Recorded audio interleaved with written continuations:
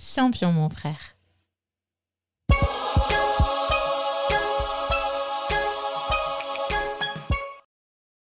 Привет, c'est Johanna Swan. Et devinez qui est contente? Forcément, c'est Bibi, c'est moi, tu vois. C'est le score final. 2 buts pour le Paris Saint-Germain face à Monaco en finale de Coupe de France.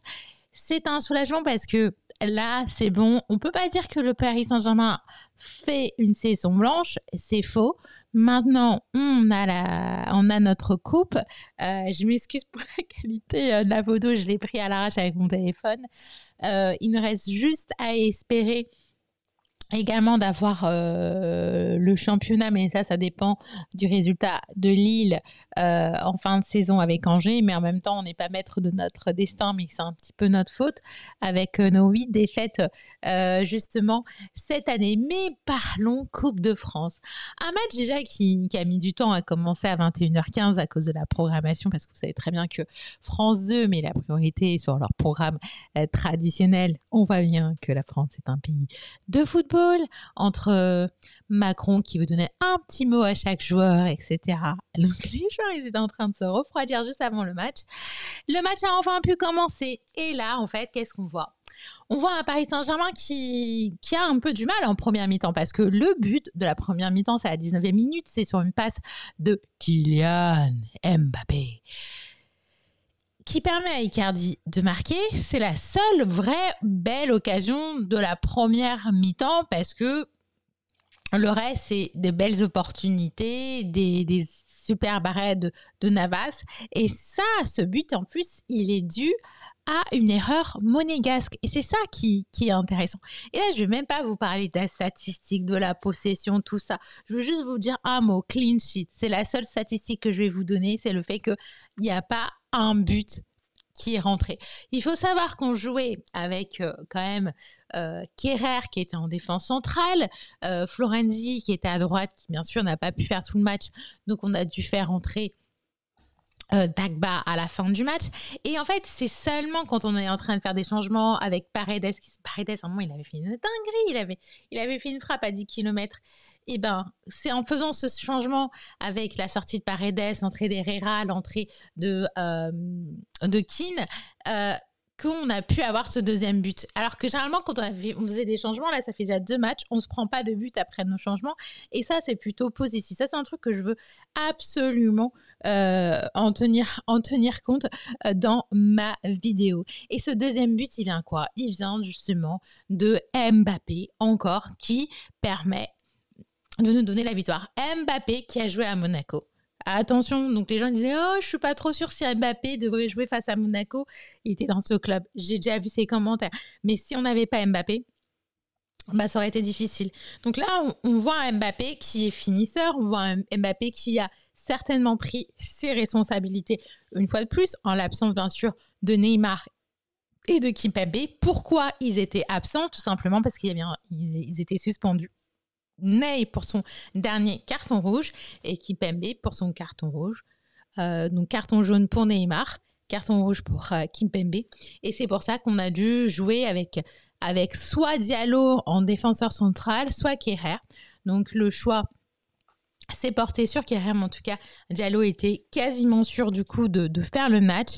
Après, Bakker a fait son entrée en jeu, puisque c'était important, parce que si jamais tu mets Diallo justement en tant que défenseur central, tu es obligé d'avoir Bakker dans la balance. Et si jamais tu mets Diallo en arrière gauche, tu es obligé d'avoir Kerrer. Donc voilà comment Bakker a fait son entrée de jeu, entre guillemets, pour la Coupe de France. Parce que tu es obligé de faire sans Bernat encore. Bernat, il devait revenir vers le mois d'avril-mai. Au final, on apprend qu'on ne le verra pas avant la saison prochaine. Donc, il va faire une bonne préparation physique et tout ce qu'on espère. En plus, il y a plein de choses qui sont arrivées, genre les joueurs qui apprennent leur sélection ou pas. Donc, je sais qu'il y en a 3 joueurs parisiens, par exemple, qui vont jouer pour l'Italie. Et on apprend surtout que Mbappé va jouer avec Karim Benzema. Donc c'est une semaine assez particulière en termes de football. Et je suis bien contente qu'elle continue sur une bonne lancée, en tout cas pour moi, mais peut-être pas pour les Monégasques qui doivent être déçus. Est-ce qu'ils avaient la tête justement sur ce week-end parce qu'ils préparent à fond cette dernière journée pour espérer d'avoir un slot pour la Ligue des Champions parce que ils sont en compétition avec Lyon. Et nous, malgré tout, le fait qu'on soit un petit peu focus sur Lille, on a quand même produit un bon jeu. J'ai remarqué la frustration d'Icardi quand Florenzi il a fait une belle frappe. Dommage que le gardien l'a arrêté. Il aurait aimé justement avoir cette balle. Est-ce que Icardi est vraiment fait pour le Paris Saint-Germain? Je ne pense pas.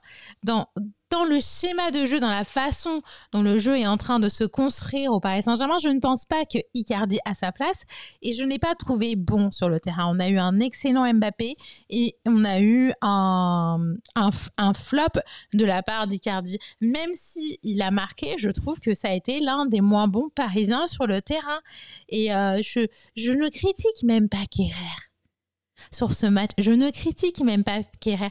Oui, il y avait à un moment une action qui m'a fait un petit peu peur de la part de Marquinhos, qui a pris pas mal de risques, justement. Mais bon, après, il a dû faire sans Kipembe, mais au final... tout s'est bien passé en défense. J'ai pas dit qu'on avait la meilleure défense, mais on a eu une bonne défense dans le match.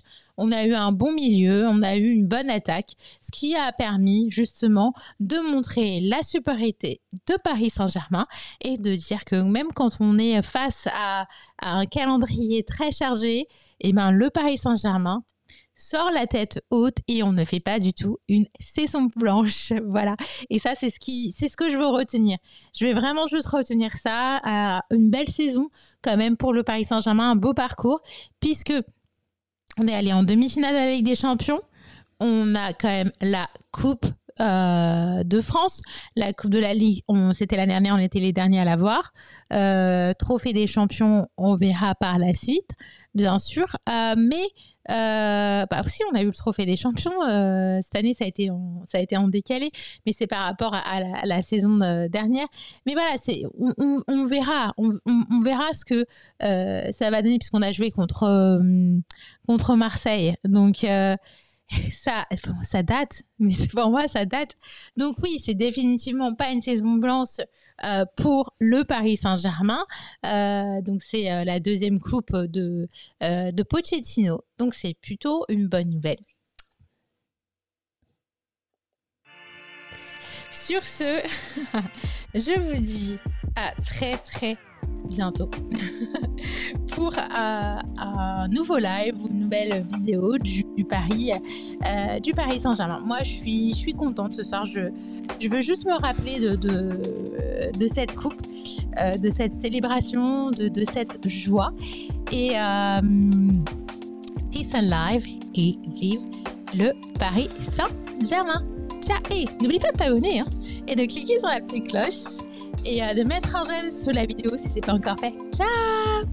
Oui, la lumière, sans la chaleur de notre cœur, vois-tu notre ferveur quand nous marchons près de toi dans cette quête, chasser l'ennemi, enfin pour que nos couleurs brillent encore.